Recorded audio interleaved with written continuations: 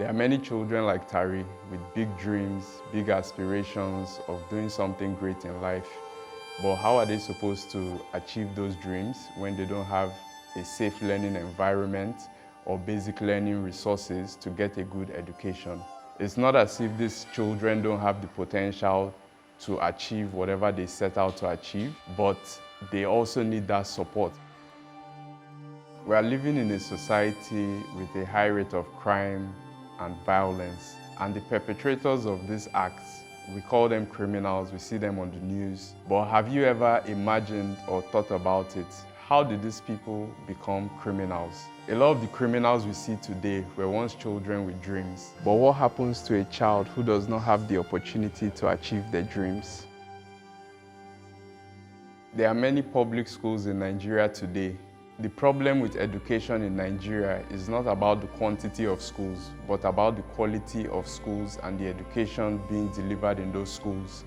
How is a child supposed to be excited about coming to school when the school environment looks like this?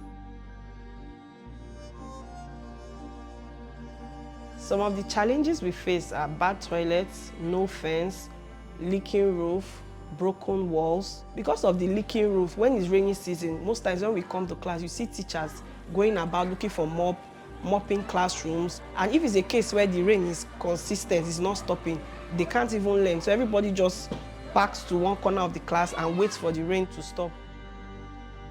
I am committed to changing this narrative, and this is why I embark on projects like school renovations in partnership with government agencies that are tasked to do so.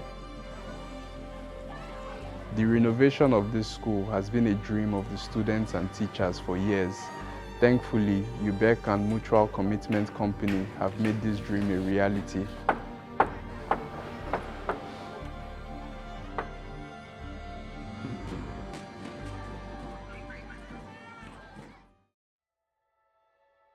For many years, a lot of efforts have been made to revamp Nigeria's education sector.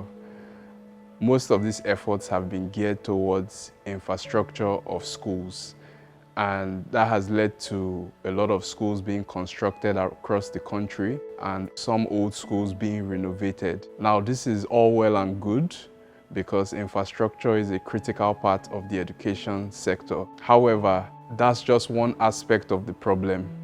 The problem is more than infrastructure. We need to take a look inside the schools at the content. What are the kids learning? Most of the curriculums have not been updated in years. The learning materials are quite uninspiring. The teachers are underpaid and undermotivated. So I think for the education sector to have a more positive narrative, it has to be addressed holistically.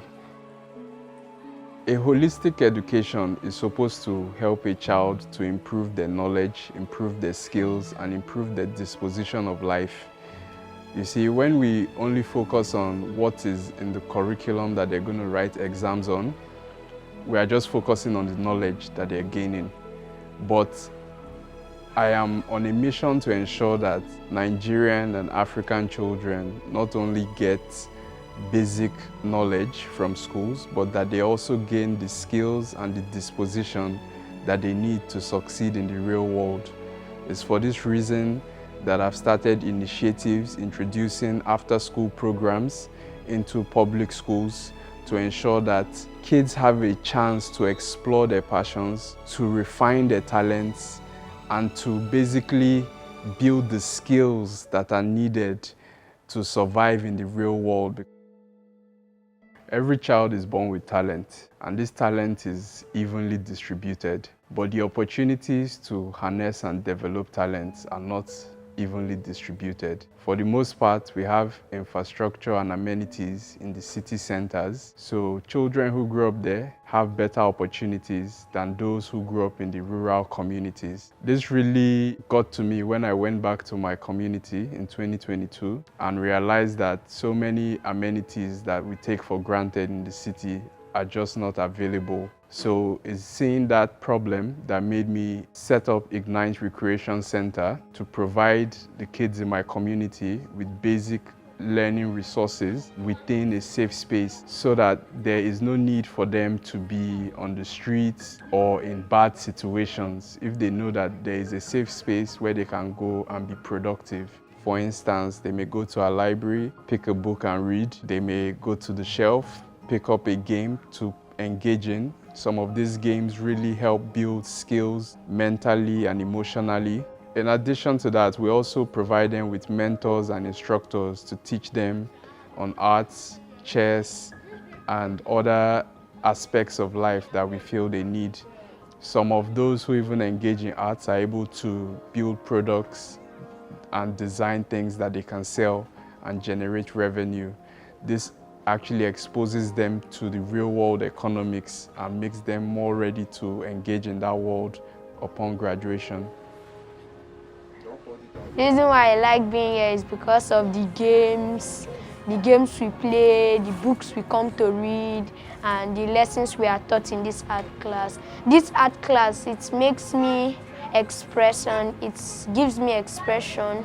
I can express myself in different ways. I am very grateful to Uncle Nimi. I thank him for setting up this place because it takes my leisure time. And anytime I'm sad, if I just come here, I will feel happy talking to my friends, and also the art class helped me to express myself in anything I do.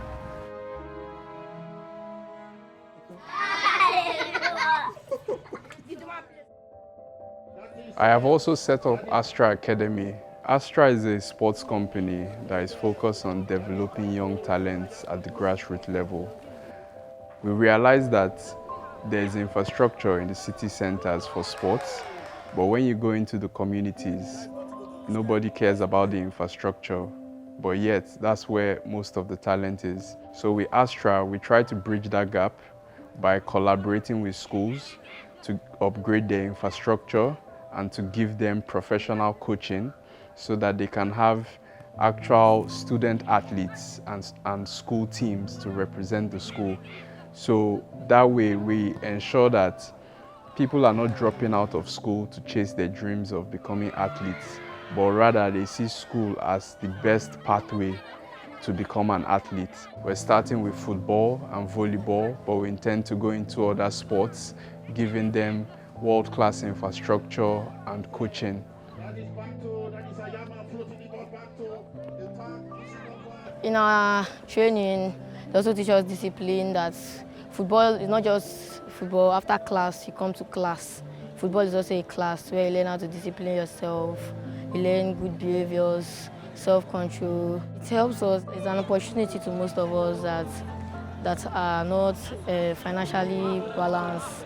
It's a very big opportunity for us. In working with students, I've realized that they make a lot of decisions while in school that affect their life outcomes. For instance, the friends they keep, whether or not they use drugs. And this is why we bring in guidance counselors to help them to understand themselves, to help them manage their emotions and their mental health, so that ultimately they can make better decisions that will help them succeed in life. So mental health comes in two ways.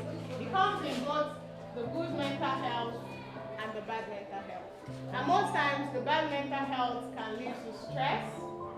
How many of us know stress? You know stress?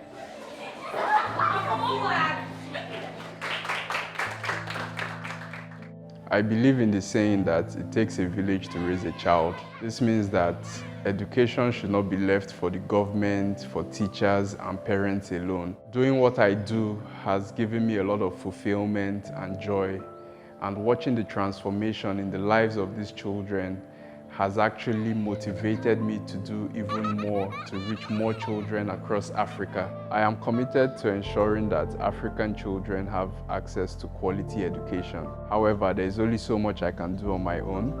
We need more people to act intentionally. We need more partners to fund programs in different communities so that the impact can be felt in every nook and cranny of the continent.